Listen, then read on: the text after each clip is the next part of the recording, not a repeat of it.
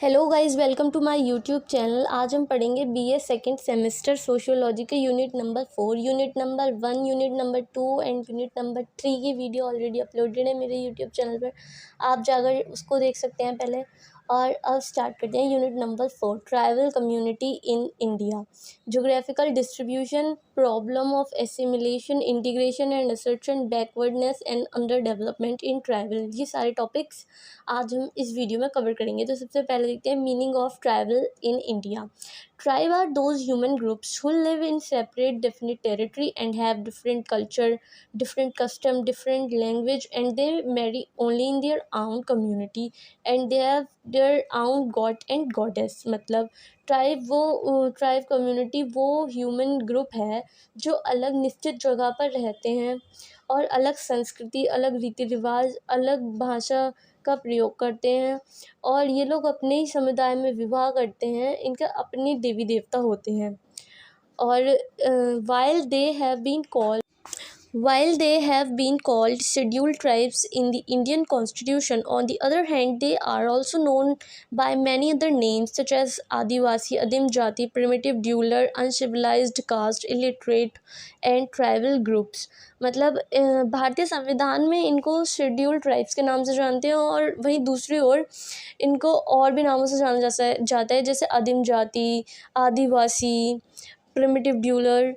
और at present in India, from north to south and east to west, we can see the diversification of tribes as well as culture, and the status of tribes across India can easily be assessed by understanding their geographical distribution। इसका मतलब है वर्तमान में भारत में उत्तर से लेकर दक्षिण तथा पूरब से लेकर पश्चिम तक जनजातियों के साथ साथ संस्कृति का भी डिफरेंस देखने को मिलता है। भारत भर में जनजातियों की स्थिति का आइडिया उनके ज्योग्राफिकल डिस्ट्रीब्यूशन को देखकर पता लगा सकते हैं। Geographical distribution of tribes. On the geographical basis, the tribes of India have been divided into different parts such as the northern and northeastern region, the central region and the south region and island region। देखिए students, Bharat में हर एक क्षेत्र में एक जनजाति रहती है। उत्तर से दक्षिण तक, पूर्व से पश्चिम तक ये जनजातियां रहती हैं और इनका भौगोलिक वितरण किस तरह से पता लगा सकते हैं, ये इन पॉइंट्स के थ्रू देख। The Terai region of the Himalaya and the northeastern region are included in north and northeastern region। Kashmir, Himachal Pradesh, southern Uttar Pradesh, Bihar, Uttarakhand and all the states of northeastern come under this region। Tribes like Bhakarwal, Sokha, Garo, Buksa, Razi, Jonsari, Khasi etc live in these areas। इसका मतलब है उत्तर से लेकर पूर्व तक ये जो क्षेत्र है उसमें कश्मीर है, हिमाचल प्रदेश है, दक्षिण उत्तर प्रदेश है, बिहार है, उत्तराखंड है तथा पूर्वोत्तर के सभी राज्य इस क्षेत्र में आते हैं। किस क्षेत्र में आते हैं? उत्तर से पूर्वोत्तर तक के क्षेत्र में ये सभी राज्य आते हैं। और इनमें जो ट्राइब्स रहते हैं, मतलब जो जनजातियां रहती हैं, उनका नाम है भकरवल, सोखा, गारो, बुक्सा, राजी, जौनसारी, खासी ईटीसी। ये जनजातियां इसमें रहती हैं। स्टूडेंट्स, आप ये जनजाति का नाम बहुत मतलब याद कर लीजिएगा बहुत अच्छे से, क्योंकि ये क्वेश्चन बहुत इंपॉर्टेंट है एग्जाम्स के लिए। और अब हम देख लेते हैं second point. The central region include the plateau and hilly areas of peninsular India. States like Madhya Pradesh, south Rajasthan, Andhra Pradesh, southern Uttar Pradesh, Gujarat, Bihar, Jharkhand, Chhattisgarh, Orissa etc comes in this region where tribes like भिल, संथल, फोरा, कोल, बंजारा, कोली etc live। अब देखिए मध्य क्षेत्र में की बात हो रही है, उसमें कैसे स्थान शामिल हैं।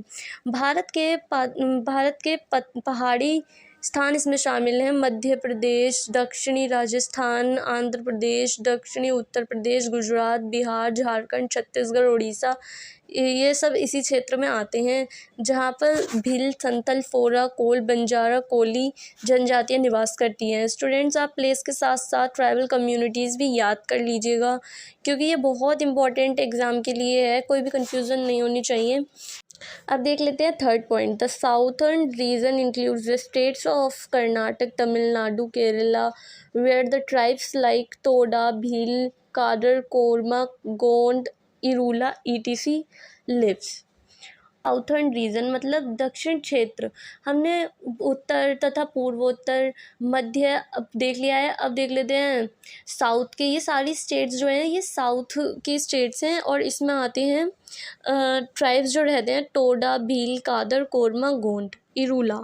अब फोर्थ पॉइंट है generally Andaman Nicobar tribes are include in the island Jarawa, Onge, सोमफिन, सेनेटल। Andaman Nicobar मतलब द्वीपीय क्षेत्र में भी जनजातियां निवास करती हैं जैसे सेंटिनल, जरावा और ओंग, समफिन etc। सो स्टूडेंट्स देखिए, northern, central, southern Andaman Nicobar हमने चारों में देख लिया है कौन सी जनजाति कहाँ पर निवास करती है। तो आप ये नोट्स की हेल्प से याद कर लीजिएगा कि कौन सी जनजाति कहाँ पर निवास करती है। Problem of tribal living in different area of India. आप देख लेते हैं क्या क्या प्रॉब्लम फेस करनी पड़ती है ट्राइबल कम्युनिटी के लोगों को।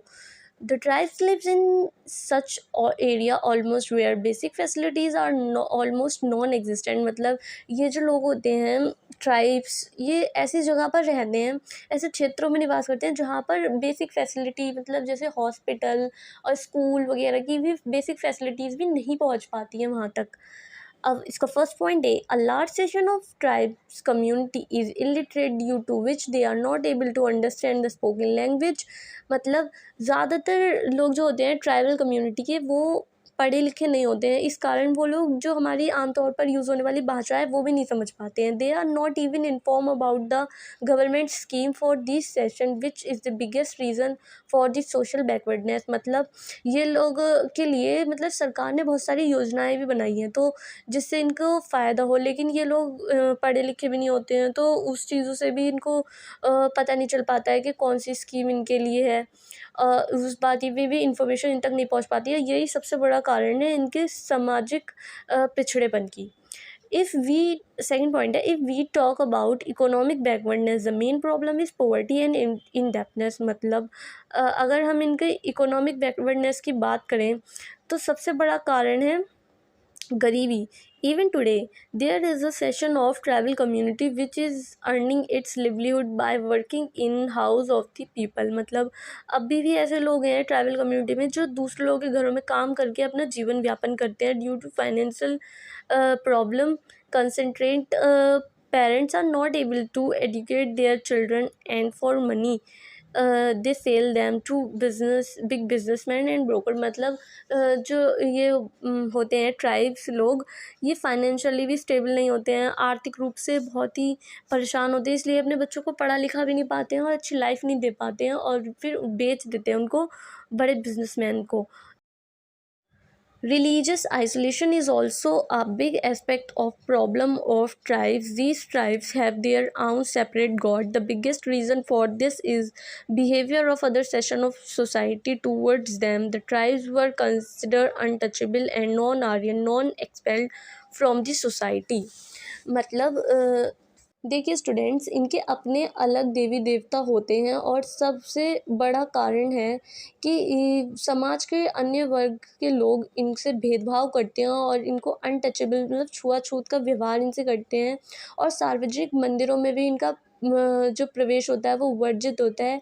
और आज भी यही स्थिति है। मतलब हमारा समाज इतना आगे बढ़ रहा है लेकिन अभी भी इनसे कई जगह पर ऐसा ही व्यवहार किया जाता है। अब देख लेते हैं सरकार ने इन जनजातियों के लिए क्या क्या योजनाएं की हैं इनके वेलफेयर के लिए।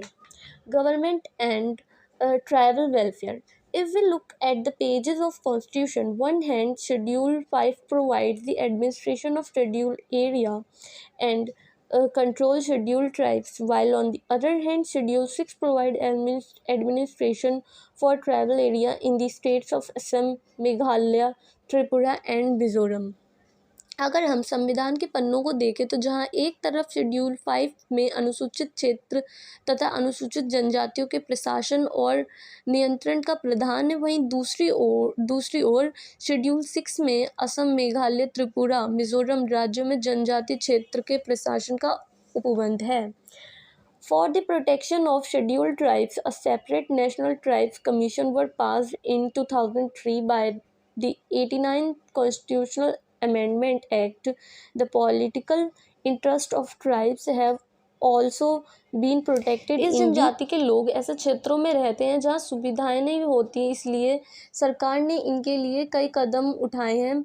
उसमें से एक है नेशनल ट्राइब कमीशन, जो पास हुआ था 2003 में 89 अमेंडमेंट कॉन्स्टिट्यूशनल अमेंडमेंट एक्ट के तहत। इसका जो मकसद है, मेन मकसद है हितों की रक्षा करना इन जनजाति के लोगों की।